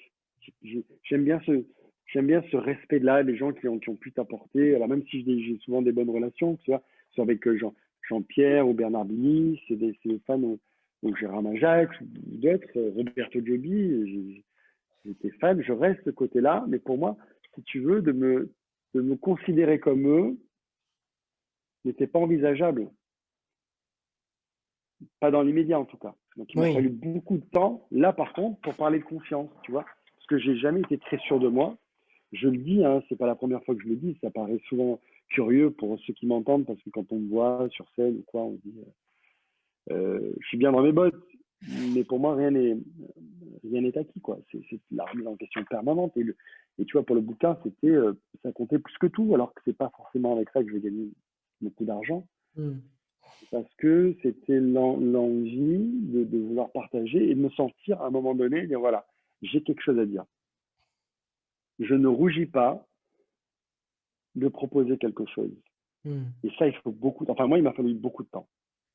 Et à un Je... moment donné, quand je me dis, Eric, c'est le moment, je sais que je ne vais pas prendre les gens pour des imbéciles. Alors, le bouquin, il y en a beaucoup qui vont passer à côté. Pourquoi? Pourquoi? Parce qu'il y a des routines qui sont compliquées, qui demandent, qui demandent énormément de temps. Lire, de comprendre, de décortiquer. Donc je sais que le bouquin, il y en a beaucoup qui passeront à côté. Par contre, moi, je suis droit dans mes bottes en disant, voilà, j'ai donné, j'ai tout donné. J'ai tout donné. Voilà. Après, vous en faites ce que vous voulez. Mais en tout cas, là-dedans, il y a des choses. Il y a des choses. Hmm. Après, voilà. Et ça, il faut beaucoup de temps. C'est pas que je me considère mieux, encore une fois, mieux qu'un autre ou quoi, mais c'était le moment de partager. Pour moi, c'était, voilà. Et je savais qu'après, tu passes à côté ou que, tu vois, j'ai reçu vraiment beaucoup de messages de personnes, voilà, qui l'ont apprécié, qui parlaient des routines. On sentait qu'ils sont allés au bout. Et il y a aussi pas mal de gens qui ont dit, mais il y a très peu de tours dans ce bouquin, il n'y a pas beaucoup de magie, tu vois. C'est Parce que fou tu as une ça. routine. Alors, j'y pense parce que bon, alors en ce moment, je suis en train de me manger un livre technique pur et C'est dur. Il n'y a quoi? pas un tour, hein, mais je suis sur Revolutionary Card C'est quoi? Technique. D'accord? Marlowe? Ouais, ouais, ouais. Ouais. Ok. Et ça se ressent dans mes posts Instagram et Facebook en ce moment parce que c'est que du Marlowe en ce moment, donc c'est vite vu. Comme à chaque fois que tu es dans un truc, quoi. Mais en même temps, Oui, oui, bien sûr, bien sûr. je veux dire, bon, qu'il y ait des tours dans un livre, mais qu'il n'y en ait pas tellement et tout, je me suis dit, bah, en fait, les magiciens n'ont plus ce genre de réflexion. Euh, une fois que tu as un Concevoir des miracles qui est sorti, où tu as ça, pas un tour, une fois que tu as un Stroke Magic qui est sorti, tu as tout ça, pas un tour, je me dis, et tout le monde s'accorde à dire pour dire que ben, il n'y a pas besoin, en fait, pas nécessairement. Alors, est-ce que forcément le magicien est en quête d'un tour ou est-ce que forcément un magicien est en quête d'une façon de penser et tout? Qu'est-ce qui est la bonne façon? Comment est-ce qu'on... Enfin, tu vois, je suis pas sûr qu'il y ait une bonne et Ouais. une mauvaise façon de voir les Ouais, choses. ouais. Ouais, mais ça dépend de qui ça vient. Tu vois, les personnes, il n'y en a pas eu beaucoup, hein. Comme en fait, il y a une personne qui a dit, c'est un copain qui me l'a rapporté, il dit, ouais, en fait, il dit que dans le bouquin, c'est un bouquin sur ta vie. J'ai rigolé, j'ai dit, putain, mais on n'a pas dû lire le même bouquin. Enfin, moi, j'ai pas dû faire le bouquin qu'ils ont lu, alors c'est pas possible, tu vois, alors qu'il y a, putain, moi, il y a 20 pages ou 30 pages où j'explique un peu mon parcours et machin, là, là. Et ça dépend de la personne qui va te lire. Tu vois, où elle se situe, quel niveau elle a, enfin, il y a plein de choses. C'est vrai qu'il faut pas prendre les choses personnellement. Voilà, tu as un retour qui est celui-là. Tu sais que tu fais pas un bouquin. Moi, j'ai pas fait un bouquin pour plaire à tout le monde. J'ai fait un bouquin pour que les gens qui ont envie de se pencher, essayent de découvrir les choses. Et je me dis, il y a des choses à prendre. Maintenant, je peux pas, euh, je peux pas faire mieux Bah, c'est-à-dire que d'être hyper. le mieux que tu puisses faire au moment d'écrire le livre et de publier, c'est 50% du travail pour qu'après le lecteur fasse les Bien 50% sûr, restants pour exactement. venir te chercher, te Exactement. comprendre. Et comme il y a plein de gens voilà, qui l'ont bien kiffé, et je suis content. Et quand bien même, alors ça me fait très plaisir, hein, parce que j'ai demandé des retours, évidemment, parce qu'on ne sait jamais comment un bouquin va être accueilli, tu vois, parce que je sais qu'aujourd'hui, avec tous les systèmes d'apprentissage gratuits, non gratuits, on en parlait aussi dans différentes interviews, il y a trop d'informations aujourd'hui. Trop Mm. d'informations, mais en fait, on se retrouve exactement à la même, au même stade que nous, il y a 20, 30 ans, ou pour les autres, 40 ans, il n'y avait pas assez d'informations. Il n'y a pas assez d'informations, mais tu ne savais pas trop à qui demander, comment avoir, les cassettes se passaient sous le manteau et tout. Et aujourd'hui, tu as tout, mais tu ne sais rien. Donc c'est encore plus difficile parce que tu Parce que as c'est tellement noyé. d'informations, c'est complètement noyé. Donc finalement, c'est génial aussi parce que la magie reste secrète pour moi, autant qu'avant. Pour moi, la magie reste secrète autant qu'avant. C'est Voire encore plus, parce que c'est noyé. C'est-à-dire que si le mec, il n'a pas un peu de lucidité, s'il n'a pas un peu s'il n'a pas les codes, il ira jamais vers là où il faut aller. Il aura une abondance de choses, il verra comment marche un tel truc, tel machin, mais il aura rien. Et dans 6 mois, un an, il aura oublié. C'est une question que je pose souvent dans les interviews parce que ça m'intéresse. En même temps, c'est très de ma génération, hein, parce que je pense que toi, tu es la génération juste avant moi. Je t'ai pas demandé ton âge. Mais, mais je- Ouais, ouais, j'ai 44 ans. Ouais, voilà. Bon, moi, j'ai 25 ans là, bientôt. Mais moi, c'est très de ma génération, les réseaux sociaux, tout ça. Alors bon, j'ai un peu le même souci que toi, c'est-à-dire que je m'y sens pas nécessairement bien, mais en même temps, bah, faut bien comprendre que c'est le jeu aussi, quoi. Mm. Enfin, il y a un moment donné, si Oui, tu oui, oui, y bien vas sûr, pas. bien sûr, bien sûr. Quel est ton regard sur cette digitalisation? Quel est ton regard sur cette profusion d'informations, de désinformation et Mm. de fausse pédagogie? Ah, après, j'ai pas vu tout ce qu'il y avait. Ouais, il faut vivre avec son temps. Je veux dire, je me sens pas suffisamment vieux pour me sentir en décalage. Il y a des choses qui me bottaient pas trop et qui me bottent un peu plus maintenant. La magie digitale, bah, je trouve que c'est pareil. Moi, il y a plein de trucs, de choses sur Insta que je zappe.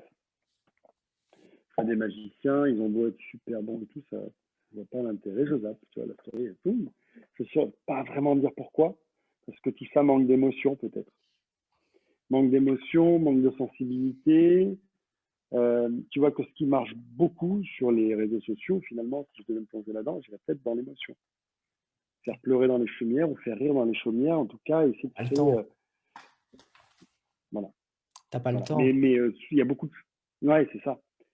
C'est ça, mais la magie que je vois souvent, je la zappe parce que ça doit être très fort. Je vois pas l'intérêt en fait. Tu vois, je veux dire ouais, et so what, comme, comme dit Michael Amar, quoi. Et alors, quoi oui, ok, une carte qui disparaît, qui apparaît, j'en sais rien. Mais il y a rien si je sens pas qu'il y a quelque chose, on va dire, un peu plus. Après, ça marche, hein, parce que forcément, sur TikTok, tu fais des vidéos de magie, tout ça. Je veux dire, Bah, c'est c'est le pas en matériel mode, qu'il faut, mais je veux c'est pas dire, trop est-ce que toi, tu mauvais. as la sensation que ça amène Voilà. à une perte de l'émotion, à une perte de la construction de l'émotion magique, ou tu as le sentiment qu'en fait, dès qu'on n'est plus dans les réseaux sociaux, bah, c'est bon, et voilà. Mais oui, tu as le spectacle vivant, il n'y a rien qui remplacera ça. Spectacle vivant, tu vois, c'est vivant.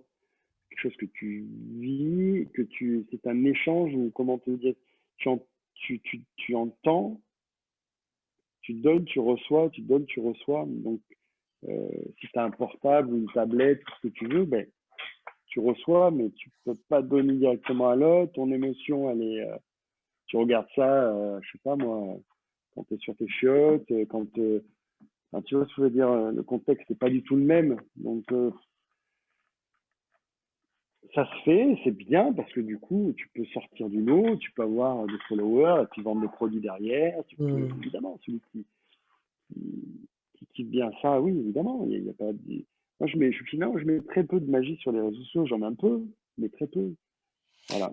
En ce moment, tu mets plus alors ce Ma fille, truc avec ce cercle et ce verre de ouais, lait qu'il y a à l'intérieur, là. Alors, ça ouais. m'a l'air très circassien, en fait. Peut-être que je me trompe, Ah hein. oui, oui, c'est du jonglage pur et dur. Non, non, non. Je trouve ça C'est hyper du jonglage. impressionnant. Ça fait un an que je suis dessus.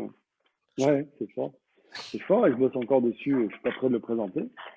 Parce que j'ai jamais, enfin, c'est un truc comme ça. Mais parce que en fait, comme je mène un peu la danse au Victoria Palace, et je présente, je suis là dans la soirée, je présente le numéro.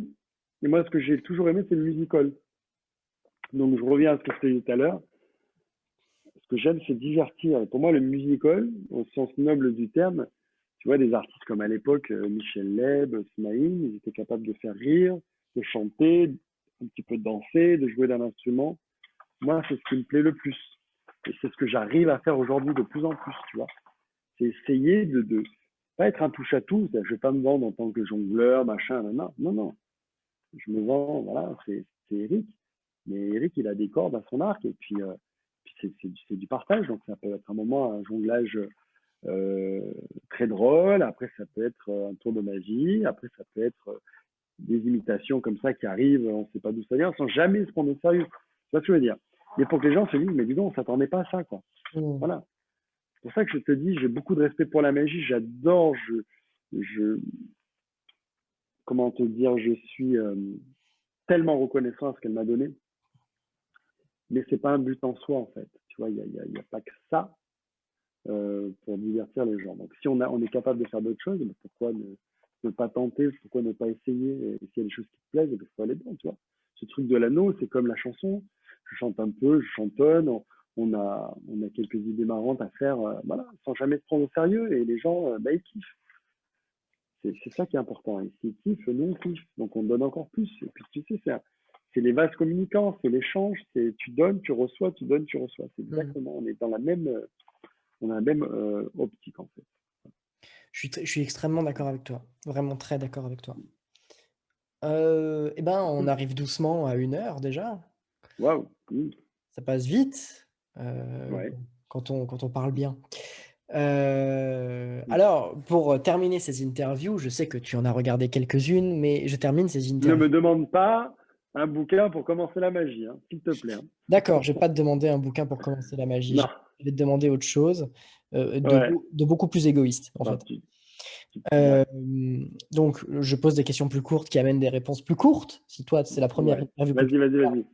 Ouais, euh, ouais, ça me botte. Vas-y. termine comme ça. Alors, je vais pas te demander un bouquin pour commencer la magie parce que j'en ai marre qu'on me cite Roberto Giobbi. Et d'ailleurs, Mm. au moment où on tourne cette interview, l'interview que j'ai faite avec Roberto Giobbi est déjà sortie, puisqu'elle Génial. était, elle était faite il y a une semaine. Je t'invite à aller la voir parce que c'était vraiment hyper intéressant. Ah ouais. C'était vraiment, vraiment Euh, canon. j'a- J'adore Roberto. J'adore Roberto. Il est d'une bienveillance. C'est enfin, c'est magnifique. C'est magnifique. Alors, figure-toi qu'en ce moment, comme je te l'ai dit, je Mm. suis en train de lire Revolutionary Card Technique. Il y a plein de choses qui m'emmerdent un peu dans Revolutionary Card Technique, hein, pour être franc, parce que tout m'intéresse pas. Mais ça y est, j'en ai ma claque. Je me suis tapé des bouquins juste de théorie. Je me suis tapé là un bouquin juste de technique. Il y a 500 pages c'est en anglais. Ça pose pas de problème, mais il faut y aller quand même, hein. Ouais, ouais, ouais, faut y aller. Ouais. Faut y J'ai aller. envie d'un bouquin où il y a vraiment des tours qui, toi, te correspondent, qui te plaisent, et avec lequel tu t'es vraiment dit, ah putain, là c'est efficace, là il y a du bon matériel. Pas pour quelqu'un qui commence, pour quelqu'un qui, comme moi, qui a déjà de la magie dans les pattes et qui a envie d'aller chercher des nouveaux trucs qu'il ne connaît pas forcément et qui, toi, te plaisent. Alors, il y en a quelques-uns. Le premier qui me vient en tête, mais c'est devenu je pense, un classique, euh, où il y a des choses super intéressantes. Quand tu connais le personnage, c'est le bouquin euh, de David Williamson. Deux, Il y a pardon? vraiment des choses. De David Williamson, Ah, ok, bien sûr. Williamson Wonders, il y a un très bon matériel, mais encore une fois, tu peux non pas passer à côté, mais il y a des choses, il faut y aller, quoi. Tu vois, il y a des trucs où voilà, il faut poser le bouquin, prendre son temps, et il y a des super routines. Alors, je pense à celui-ci parce que c'est un des premiers bouquins qui, moi, à l'époque, m'a littéralement transcendé. C'était génial. Euh, après je vois un peu ce que tu fais. Hein. Tu as un bon niveau d'ailleurs. Hein. Merci beaucoup. Donc, des bouquins où on apprend. Non, non, c'est vrai. Oui, on apprend. Mais, moi, ce que j'ai beaucoup aimé aussi, alors, c'est pas des bouquins récents, le bouquin de Michael Amar qui est très bien. Tu as de la théorie, t'as des routines très fortes, tu as des choses qui sont très actuelles encore. Et tu peux même remanier un peu. Il y a vraiment des choses très intéressantes dans les bouquins de Michael Amar. Le livre de Derek Dingle aussi, qui est superbe.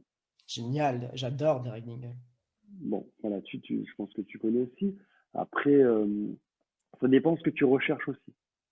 Et si tu recherches du nouveau matériel pour ton stand-up ou ton close-up, ta partie de close-up, tu vois, on va pas être. Oh bah,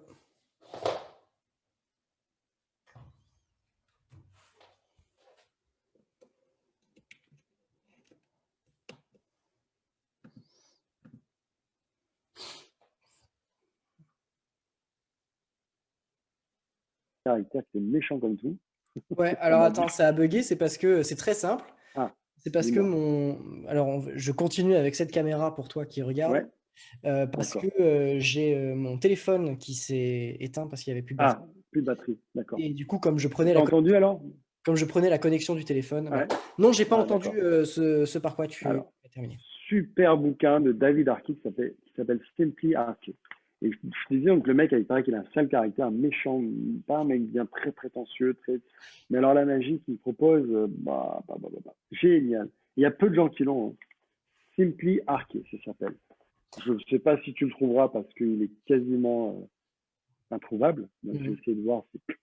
Donc l'exemplaire que j'ai, je le garde, mais alors Précieusement. voilà. Ouais, et après, les bouquins incontournables qu'on pourrait même conseiller aux débutants, parce que dedans, il y a tellement de choses.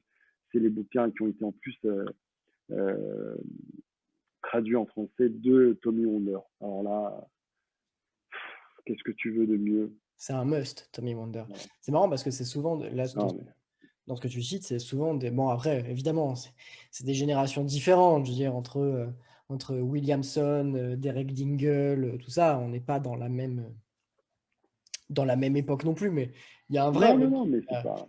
il y a un vrai regard quand même. Eh ben, d'accord. Eh ben, je vais Voilà. m'empresser, Et je vais t'en donner, et je vais même t'en donner un dernier, mais il y en aurait tant d'autres aussi. C'est un bouquin de Tom Munica. Voilà. Il en a fait qu'un, qui est Tom Hatsofury. Je n'ai pas un super accent, mais voilà. Et là, tu as tout ce qu'il faisait dans son bar magique. Voilà. C'est une merveille de merveille, ce bouquin. Euh, quelqu'un qui te met sur le cul dans la génération actuelle? Celle-là, je l'aime bien. Ouais, elle est bien cette question. Alors sur le cube, il y a plein de choses qui me plaisent beaucoup. Là, je crois que c'est Jeki Yo qui s'appelle. Jackie Yo, bien Euh, sûr. voilà, que je connaissais, j'avais vu de ses conférences et je trouve que il y a des choses qui sont très bluffantes. Après, c'est de la magie virtuelle, donc c'est des choses que je vais voir comme ça en vidéo. J'ai rien compris. C'est un fou Bah, ce mec. Voilà. de toute façon, là, en ce moment, en Asie, Mm. il y en a quelques-uns qui vraiment ressortent du lot. Il y a Harapan, il y a Patrick Kuhn, il y a Jackie Yo, il y a tous ces gens-là. C'est vraiment du matériel très, très impressionnant, très bien pensé. Oui. Et c'est très structuré, en fait, hein. C'est très C'est ce structuré. que j'allais dire. C'est des bosseurs. Il y a pas de secret. S'il y a un truc à tirer de tout ça, c'est que c'est des bosseurs. Tu ne peux pas arriver au niveau, que ce soit technique ou sur scène, ou ce que tu veux, ou créer des routines si tu ne bosses pas. Mais encore, faut-il bien bosser parce que, tu vois, là, j'ai beaucoup appris dans les bouquins d'Amar, où il t'apprenait comment justement structurer tes répétitions. Tu vois, dans mon bouquin, j'ai tout un chapitre là-dessus sur l'entraînement. Il y a plein de choses que j'ai relevées dans différents bouquins pour s'entraîner le mieux possible et essayer de tirer le pur miel, le pur sirop d'érable de ce que tu vas générer en répétition pour pas que ce soit du temps perdu, etc. C'est super. Donc, c'est des gens qui répètent, ont une structure qui sont, c'est presque militaire, tu vois. Hmm. Donc, je pense qu'on ne peut pas arriver à de tels niveaux, que ce soit les Asiatiques ou peu importe, hein, en France, on a un super niveau, si tu ne bosses pas. Mais il ne faut pas qu'on ressente après que tu as bossé. Sinon, quand on voit, on dit, tiens, lui, il a bossé. Non, il faut que ça semble tellement facile L'horreur. et que tout ça, moi, dans ce que je fais aujourd'hui, il n'y a rien qui est laissé au hasard. Quand je te disais la routine de la carte sous la boîte, simple, hein, mais c'est fait. Il n'y a rien qui est laissé au hasard. Rien. Et encore, tu vois, je n'ai pas encore le texte qui est très important, c'est parce que ça fait partie aussi du contrôle de l'attention, des détournements psychologiques, je ne l'ai pas encore. Mais si tu mets un écran, tu mets une caméra sur le tapis, tu ne peux pas voir. Pourquoi? Parce que tu as une mise en scène sur un tapis. Tu as une vraie mise en scène comme sur scène. Tu te sers des mêmes artifices. Voilà. Et on en parlait tout à l'heure, moi je trouve ça génial, on peut en parler longuement parce que soit tu as ça, tu peux tout construire, voilà, c'est ça. Et ces mecs-là, ils bossent, ils savent pourquoi ils font tel mouvement, pourquoi la main va chercher un truc là, C'est des concepts fondamentaux que tu vas trouver dans tous les bouquins, dans les bouquins de Tommy Wonder notamment, parce que dans ce que explore, je vais faire vite, hein, Darwin Ortiz, c'est super, mais les concepts de contrôle de l'attention, tout ça, euh, sont développés, comment te dire, euh, euh, pas forcément carte à l'appui, ce que tu as dans les bouquins de Tommy Wonder. Mais en fait, tu as de suite l'application de ce contrôle de l'attention et comment il arrive dans sa merveilleuse routine de gobelet à bluffer tout le monde parce qu'on voit rien partir et c'est magnifique. Voilà. Donc, c'était juste la parenthèse par rapport au niveau de certains asiatiques. Mais tu as bien raison de la faire. Tu couperas après, hein, tout ce que Je coupe rien du tout, moi. T'enlèveras tout ce qui te gave, mais c'est tellement passionnant de parler de tout ça. Toi, tu travailles sur quoi en ce moment? Qu'est-ce que tu travailles en ce moment? Ben, je vais te dire, c'est ce que je te disais, voilà. J'ai une routine que j'aimerais bien sortir. Pareil, c'est un concept que j'ai pas vu développer. C'est une routine, en fait, juste avec 4 cartes et un étui. Tout est là, tout est nickel. Et en fait, les cartes, une à une, pénètrent dans la boîte de façon mais très nette, magique, tu vois. Donc, c'est très minimaliste. De la première à la dernière, en fait, pénètre dans la boîte. Et voilà, ça, c'est un métier que je travaille en ce moment, que j'avais dans le tiroir depuis quelques mois. Juste 4 cartes, une boîte, et paf, les cartes disparaissent de la main et arrivent dans la boîte. Il y a les cartes aussi, les routines je sais pas, alors, le concept, j'ai pas trouvé le nom. C'est des découvertes instantanées surprenantes. C'est-à-dire, par exemple, tu as 4 cartes choisies, remises dans le jeu, et en fait, elles sont remises dans le jeu, tout est clean, et instantanément, tu vois, tu en as une sous la boîte, une sous le tapis, une dans la boîte, et comme ça, tu vois. Et ça, j'adore. Et c'est des concepts que j'ai pas vu, comment dire, que d'autres n'ont pas forcément exploré. Des découvertes comme ça instantanées. C'est pas des productions au sens, tu as les jeux, boum, boum, boum, boum. Voilà, c'est des découvertes surprenantes avec 4 cartes d'un coup, quoi. Elles sont perdues, poum, elles sont plus dans le jeu. Et là, sous la boîte, dans la boîte, sous le verre et sous le tapis. Alors que les gens sont là autour de toi, tout le monde a. C'est des concepts, encore une fois, la magie de Gauchman, la magie de Tommy Wonder. Ce n'est que la répétition, on va dire, de tout ça, mais en développant tes propres idées. Voilà. Ça, c'est ce que je bosse en ce moment et je kiffe parce que c'est. Je ne sais pas si je les présenterai vraiment un jour. Parce que moi, mon rêve maintenant, c'est de monter, peut-être au cabaret. Je te le dis, c'est pas que c'est une exclue, on s'en fout, mais j'en ai même pas parlé encore au patron, mais je voudrais recréer dans le hall d'accueil comme un bar magique. Alors, Jean-Pierre l'avait développé à l'époque, hein, il avait développé un bar magique, mais moi au sens de Tom Mulika, où voilà, les gens pour patienter, ils boivent un verre, et puis toi, tu es derrière un comptoir ou une mini-scène, tu vois, avec un tapis, tu peux faire des routines que tu ne fais jamais en condition. Tu peux poser les cartes, les gens sont là, tu peux les bluffer. Voilà. Ça, je pense que je vais le faire. Alors, j'invente des questions comme ça, comme elles me viennent. Vas-y. Est-ce que y a quelque chose que tu as le sentiment de faire mal dans ta magie en ce moment? Quelque chose sur lequel tu te dis que tu pourrais vraiment encore progresser? Alors, te dire que je fais tout bien, non, parce que en fait, aujourd'hui, j'essaye de me concentrer uniquement sur mes routines, sur ce que j'ai créé.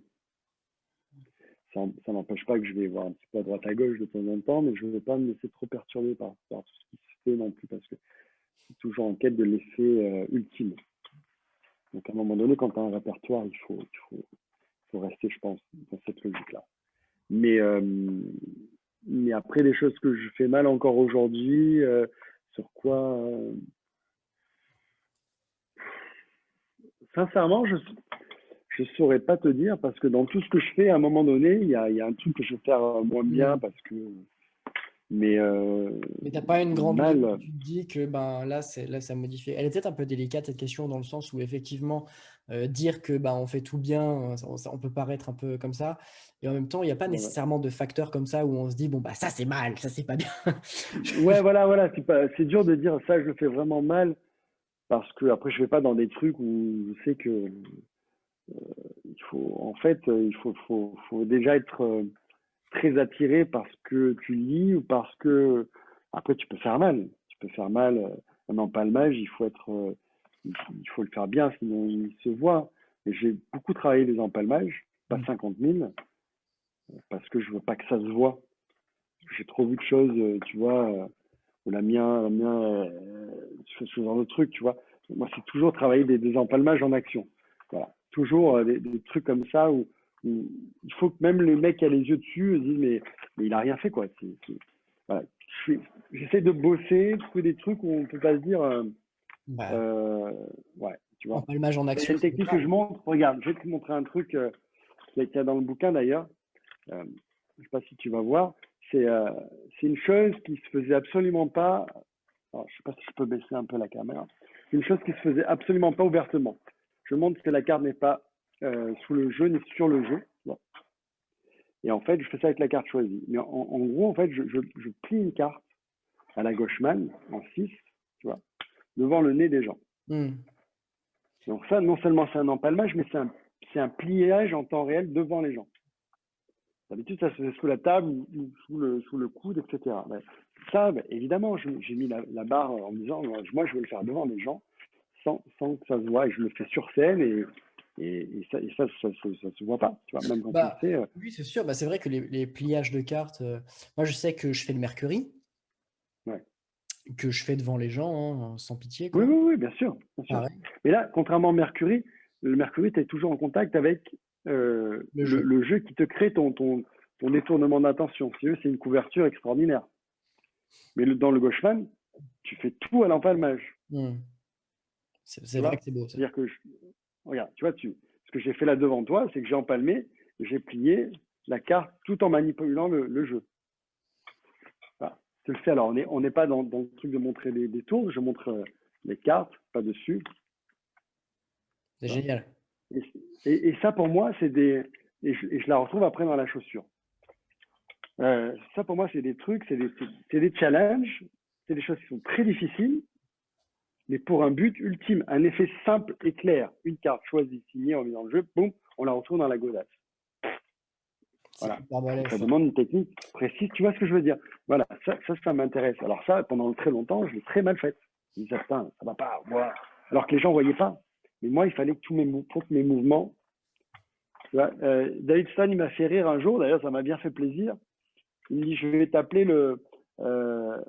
comment il a trouvé ça? Genre le clean-up, quoi. C'est-à-dire que plus clean de chez clean. Tu vois? C'est propre. Ouais, je sais plus comment je dois l'avoir, je sais plus comment. Enfin, c'est un terme, ça m'avait bien fait rire parce que c'est ça. En fait, il faut que ce soit, voilà. Et ça demande du boulot. Et puis en plus, quand tu fais de la télé, suivant comment tu es filmé, tu peux passer vraiment, tu peux passer des heures à travailler quelque chose, d'avoir l'impression de maîtriser. Tu as une caméra qui va venir, bah, C'est dur. c'est comme ça, ma pauvre Lucienne. Enfin, dernière question, Ouais. la recommandation habituelle, si tu avais quelqu'un avec qui cette série d'interviews pourrait continuer, qui te semble intéressant, avec lequel tu serais d'accord de faire le pont, de faire le lien, avec qui est-ce que tu pourrais me mettre en contact? Écoute, il y a des magiciens, il y a beaucoup de ceux que j'aime bien que tu as eu. Euh, il y en a un, je crois qu'il serait content de le faire et puis il a vraiment des choses intéressantes à dire, même si on le connaît sur le côté scène. Ce serait peut-être Nestor Atto. Nestor, si tu vois cette interview, je t'ai déjà envoyé. Alors, on a déjà parlé avec Nestor. Ah, d'accord. Euh, il faut savoir que, euh, je vous le dis, vous qui écoutez cette interview, chers spectateurs, Sans langue de bois, hein, attention. je ne suis pas du genre du tout à faire des langues de bois. J'ai envoyé des messages, évidemment, pour faire ces interviews à beaucoup de monde, énormément, et à l'arracher, parce qu'il faut bien se dire que Quentin Métainier, c'est personne dans le monde de la magie. Et que ben, Quentin qui envoie un message à un Bébel, à un, je sais pas, voilà, c'est gros à la base. Donc j'ai envoyé des messages à un petit peu tout le monde. Et que les gens soient d'accord ou que les gens soient pas d'accord, c'est tout à fait OK. Ils ont le droit. Je Ouais. force personne, c'est pas du tout le but. Je veux vraiment que ce format se fasse dans la bienveillance. C'est très très important pour moi. Et tu as Bien le sûr. droit de ne pas vouloir le faire. Ça peut ne pas être ton truc tout simplement. Et il y en a quelques-uns qui n'ont même pas eu la décence de me répondre et Mm, ceux-là, mm, je leur en veux et je vais pas mm. envoyer de nom parce que ça ne sert à rien, on n'est pas là pour faire du bashing, mais vous vous reconnaissez si vous voyez cette interview, c'est que ça ne sert à rien de revenir, me voir, Mm, pour faire ces mm. interviews, ceux qui n'ont même pas répondu Mais et qui après, tu sais, Quentin, il y a un truc aussi, c'est qu'on ne prête qu'aux riches. ah oui, bien sûr. Voilà. Et c'est pareil, tu vois, un jour, c'est Ruquier qui disait ça par rapport à l'humour. Il y a des choses qui te font rire de mecs connus, mais qui te feraient pas rire de mecs que tu n'as jamais vus. Bien sûr. Tu vois ce que je veux dire? C'est pareil. C'est pareil. Le transfert est assez similaire. C'est-à-dire qu'on te prête qu'aux riches dans le sens où si, si t'es, alors je vais dire un mot un peu, si t'es pas crédible, Mmh, si t'as pas montré les choses, il y a certaines personnes, alors évidemment, faut pas le faire. Faut pas le faire. Moi, ça a dû m'arriver de pas répondre ou de laisser traîner un truc en disant je vais répondre plus tard et je l'ai jamais fait. Donc tu vois, et je suis sûr que si tu réfléchis, tu l'as certainement fait dans ta très vie et certainement, pas forcément, très voilà, certainement. voilà. Après Mais honnêtement, quand tu m'as envoyé le mail, je suis allé voir ce que tu faisais. Si ce que tu faisais ne m'avait pas plu, alors il est fort probable que je te renvoie un message, qu'il faut le faire. Mais alors, on n'a pas tout le temps à faire des gens super bienveillants et super sympathiques, donc je pense qu'il y en a qui t'ont pas répondu parce qu'ils n'ont pas envie de te répondre. Mais je pense qu'il y en a d'autres aussi qui ont zappé ou qui ont dit, euh, tu c'est vois, ça. je le ferai plus tard, ou voilà. Mais moi, j'ai eu des trucs comme ça dans ma vie aussi, hein, où des gens qui ne me calculaient pas et parce que et qui avaient oublié que tu étais la même personne qu'avant, parce qu'ils sans faire le rapprochement d'ailleurs. Tu vois ce que je veux dire? Oui, je vois, je vois Voilà. et Mais ça et fait partie malheureusement. et du coup, parce que j'ai pas envie qu'on croie ça, parce que Ouais, Nestor Atto est adorable et ouais. est une crème absolue et vraiment quelqu'un de très, très, très gentil. Nestor, m'a répondu en me disant franchement que, ben, c'était pas dans l'immédiat là, c'était pas son délire et que, Ouais. peut-être plus tard, il m'a dit qu'il y avait que les cons qui changeaient pas d'avis. Donc, on verra, Mm. peut-être que Nestor, viendra, j'espère beaucoup. Il y a beaucoup de choses à parler avec Nestor. C'est vraiment quelqu'un dont j'apprécie le travail, sincèrement. De toute façon, toutes les personnes qui ont été interviewées sur cette chaîne, j'apprécie leur travail, hein. Mais écoute, ça laisse la chance à des personnes comme moi qui n'ont pas été conseillées et du coup qui sont interviewées. Donc, merci Nestor. Bah, clairement, clairement, Mm. c'est ça qui est vraiment super. Et ben, on va réessayer Nestor. Allez, on va réessayer. Ouais. On Je vais lui va envoyer un petit mot après. Après, s'il veut pas, il veut pas. On va pas. et c'est OK et c'est C'est pas OK. grave. Ouais. Ouais. Alors des pour terminer, cette interview, Tu pour vois qu'on qu'on serait tenté de continuer quand même, hein. mais c'est toujours le problème, hein. Enfin, c'est toujours le problème. Ce serait un mytho de dire que c'est toujours le problème. C'est pas toujours le problème. Mais ça arrive quand même d'avoir très envie de continuer plus tard, mais en même temps, pour que ce soit digeste Bien sûr, bien sûr. pour les gens qui regardent, faut voilà. Si tu as un mot pour conclure, je t'invite à le faire et puis ensuite moi je mettrai un terme à cette interview et puis voilà, Ça sent la fin. ça sent la fin. Ça sent la fin. Ça sent le coup près, la fou de la fin de session. Écoute, non, mais je trouve que tu es quelqu'un de très sympathique et finalement, on se connaissait pas trop avant. Je pense que tu me connaissais pas trop. Tu connaissais pas trop mon travail. Et du coup, peut-être que d'une certaine façon, ça t'a permis de voir un peu comment je voyais un peu la chose.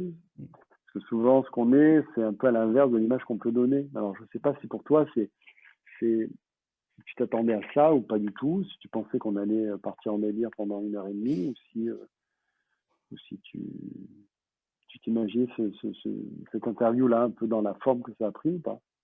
Bah, moi je l'imaginais un peu comme ça si tu veux, Sincèrement. sincèrement Ouais. je m'attendais à ce que ce soit comme ça, dans le Ah, sens où je vais chercher l'opposé de manière générale. Parce que d'accord. évidemment je connaissais pas vraiment ton travail avant de faire l'interview. Je suis allé voir des vidéos, voilà, je me suis renseigné quand même le minimum, tu vois? Et Mm. hem et donc voilà, mais je sais que j'aime tirer les gens vers, l'opposé de ce qu'ils sont en représentation, pour vraiment savoir ce qu'ils pensent. C'est pour ça qu'à certains moments, je pose des questions qui sont plutôt personnelles, du type est-ce que c'est pour, au début, quand je t'ai demandé, est-ce que c'est pour Oui, remplir oui, oui. un besoin de représentation, voilà, tout ça. Bah, ça me semble important parce que j'ai vraiment envie de capturer Bien sûr, bien sûr, l'essence bien d'une sûr. idée, de quelque chose à un moment donné. Et c'est une chose qu'on ne fait pas Mm, du tout en interview sur YouTube pour les magiciens. mm, mm. Donc, c'est pour ça que je veux le faire. Voilà. Mais écoute, en tout cas, tu le fais bien et puis c'est plaisant. C'est toujours plaisant de parler de ce métier. C'est toujours plaisant de parler un peu de soi parce que, en plus, euh, c'est pas qu'on n'a pas l'occasion, évidemment. Je veux dire, si on veut, on fait des lives. Mais comment dire, on a tellement de choses à échanger. C'est-à-dire que si on fait ce métier-là aussi, c'est parce qu'on a beaucoup de choses à échanger. Moi, j'aime l'échange. C'est vrai qu'en cette période, c'est un peu plus compliqué, on va dire. Mais je trouve ça bien. Et je trouve ça cool aussi à un moment donné où tu te dis, bah, tiens, il se passe des choses dans ta vie de magicien, ta vie d'artiste. Tu sens que tu mets le point sur certains trucs et tu dis que si tu les partages pas, euh, peut-être quelqu'un d'autre le fera aussi bien, voire mieux, hein. Puis c'est le cas d'ailleurs. Mais moi, j'ai besoin, quand je découvre quelque chose, j'ai besoin absolument de le partager. Parce que je me dis, si, je sais pas, on sait pas ce qui peut arriver dans la vie. Mais au moins, on pourra utiliser, exploiter, et que ça serve à quelque chose, tu vois. Et puis c'est aussi ce bonheur de donner, et puis que l'autre personne se dise, mais tiens, je vais utiliser ça, et peut-être que ça va me servir pour ma vie d'artiste aussi. Donc c'est pour ça que c'est très plaisant, ce genre de choses, où tu peux donner un petit peu ton essence, et, euh, et je te félicite pour ça, parce qu'il n'y en a pas tant que ça. Il y en a quelques-uns qui le font assez bien d'ailleurs, mais j'ai été surpris par la qualité de tes interviews. Et je trouve que je pense, pas je trouve, je pense que on va entendre parler de toi pendant un petit moment. Ben, merci beaucoup. Je te le souhaite en tout cas. Merci beaucoup. Je travaille très fort pour. Alors, évidemment, toi Mm. qui regardes cette chaîne YouTube, jeune spectateur que j'aime et que je chéris tant, Oui, tu vois la vidéo qui sort par semaine. J'en ai parlé un petit peu à Eric en off tout à l'heure avant de commencer. C'est qu'il y a des choses qui arrivent et ce n'est pas de la fausse promotion pour vous teaser quelque chose, pour vous dire de rester. Il y a des choses qui arrivent, c'est du concret, ça va arriver, mais il faut juste le temps que ça se mette en place et c'est beaucoup de travail. Alors, déjà dans un premier temps, merci beaucoup Eric pour ton temps, merci pour ta bienveillance et merci à toi. et sincèrement, c'était un vrai plaisir d'échanger avec toi. Là, on y est depuis 21h30. On a commencé un petit peu plus tard parce qu'on a blablaté, mais il est 23h11 là. Donc, ça fait un moment et puis, Eric, il doit y avoir, toute une petite maison qui dort autour de lui, voilà. Mm, c'est vrai. Mm. En ce qui nous concerne, YouTube, tu le sais, cette série d'interviews, c'est pour donner la parole aux magiciens. C'est pour essayer de faire en sorte qu'on devienne vraiment une chaîne un petit peu importante dans le monde de la magie. Du moins une chaîne qui se démarque un petit peu, qui fait ce qu'il peut, mais qui essaye du moins de rendre service à la magie. Et c'est vraiment pour ça qu'on est là. Donc, c'est le jeu des réseaux sociaux, mais pour que l'échelle d'impact et que la puissance d'impact de cette chaîne YouTube puisse grandir, eh ben, il y a pas de secret, il faut que la communauté grandisse. Et pour que la communauté grandisse, eh ben, il va falloir que tu appuies sur le bouton s'abonner qui est juste en dessous de la vidéo. Il va aussi falloir que tu entretiennes le débat, parce que c'est aussi pour ça qu'on est là, entretenir la conversation, enrichir le débat. Donc pour ça, je t'invite à poser toutes les questions que tu as envie de poser en commentaire. Et je le demande à Eric là, mais je pense qu'il le fera, et je pense qu'il le fera sans problème. C'est quand la vidéo sortira, je t'invite à aller dans l'espace commentaire et à répondre aux éventuelles questions que peut peut-être y avoir sous la vidéo. Voilà, si ça t'a plu, tu peux également mettre un pouce bleu et ça, c'est pour le référencement parce que c'est important le référencement si on veut continuer à progresser. Et pour toi, la semaine prochaine sort encore une nouvelle vidéo sur cette chaîne YouTube. On est fidèle au poste et on fait ce qu'on peut. Et donc voilà. Et toi qui as vu le nom d'Éric Leblond dans le titre et qui connaît pas ma gueule, eh ben moi je m'appelle simplement Quentin Métainier, je suis magicien. Enfin du moins avant le Covid, c'était mon taf et maintenant, Mm. maintenant. Et je fais ce que je peux sur cette chaîne YouTube pour servir l'art magique. Et c'est tout ce qu'il y a à dire sur moi, pas grand-chose d'autre. Donc, merci beaucoup Eric. On se dit à très vite. Peut-être que j'espère pouvoir venir dans le sud rapidement pour rencontrer un petit peu tous les gens que j'ai pu interviewer et puis pouvoir échanger autour d'un verre peut-être ou quelque chose dans ce genre-là. Et puis on se dit à très vite. Et puis pour vous sur YouTube, c'est juste à la semaine prochaine. C'est ciao. Salut.